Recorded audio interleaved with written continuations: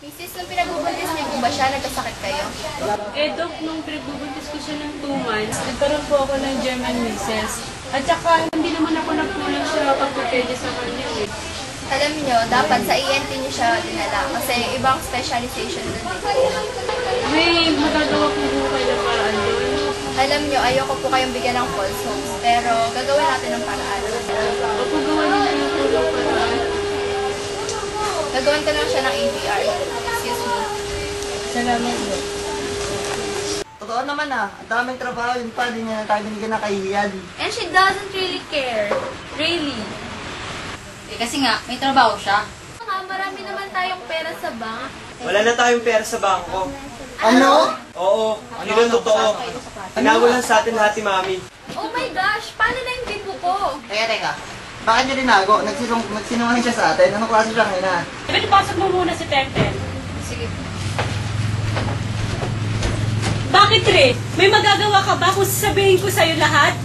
May magagawa ba kayong lahat pag sinabi ko sa inyo ang totoo? Alam ko, madami akong obligasyon.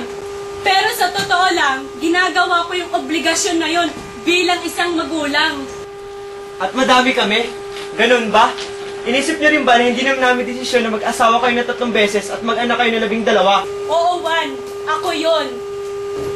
Nagsimula na namatay ang tatay mo, hindi ko na alam kung papaano ko kayo bubuhayin at kung papaano ko ibibigay yung buhay na kasanayan ninyo. Kaya ako nag-asawa ulit para maibigay ko yung mga pangangailangan ninyo. Lalo kami dumami. At naghirap. Hindi ko kayo masasagot dyan. Basta ang alam ko lang, ginagawa ko to para sa inyong mga anak ko. At walang ina na gustong hindi mayakap ang kanyang mga anak. At walang ina na hindi naghangad na magandang buhay sa kanyang anak. Lahat napapagod din. Napapagod din ako. Pero kinakaya ko yun. Hindi dahil obligasyon ko, kundi mahal ko kayo.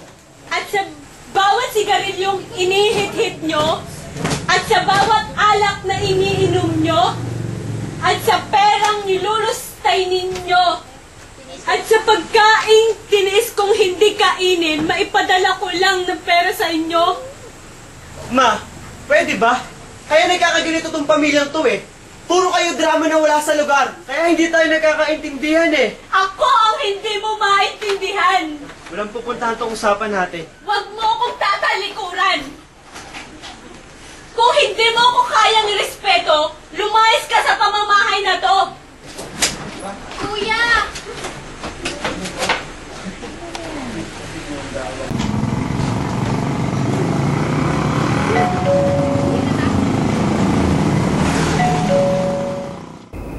Tana na tayo.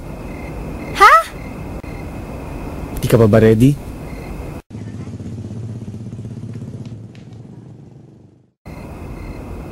Game na!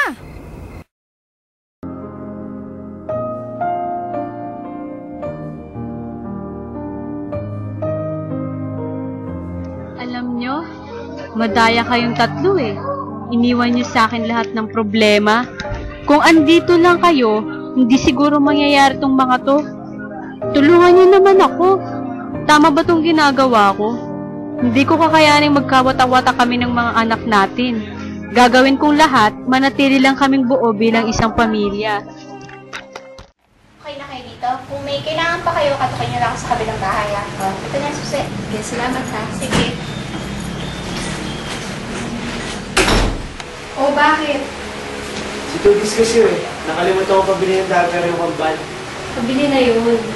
Si Shami, nakalimutan ko pa inumin ng gamot. Tapos, si Seven, baka nakalimutan yung assignment niya. Tapos si Kate, baka sinusunod yung bahay namin. At saka si Pip. Iiwi mo na lang din ako sa amin. At ikaw, umuwi ka na lang din sa inyo. Hindi naman ako galit eh. Naiintindihan kita. Kaya lang sana, pag ready ka na, hindi pa ako lola.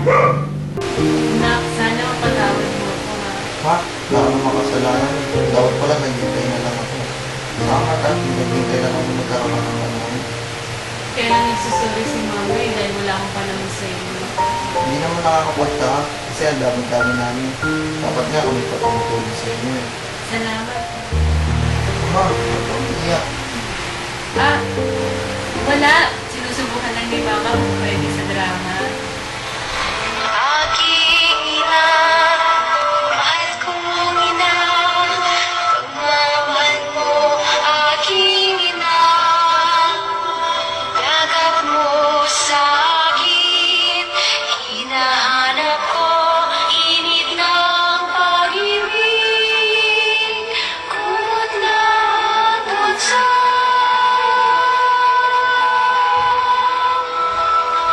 Sa gitna ng pagkakahimbing, yakap mo ang isip.